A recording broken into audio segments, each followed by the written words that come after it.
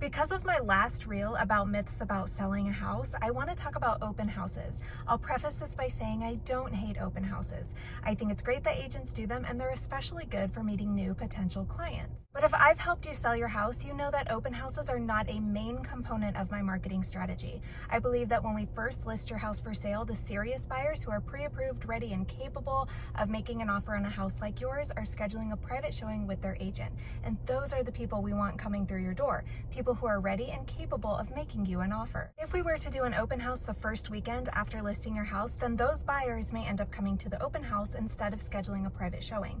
And this causes us to miss out on a great opportunity to get really good feedback from the showing. Because when an agent schedules a private showing, I know exactly who to call afterwards to get useful feedback. Often people are not very truthful with providing contact information or feedback to the agent doing the open house. So that huge piece of our selling strategy as far as feedback goes totally goes out the window with an open house. Open houses are also pretty dangerous when you really think about it. I am telling the public that I am going to be at a house with the doors unlocked, probably alone, going to invite you right in. In what other aspect of our lives do we do that? So thank you for caring about my safety.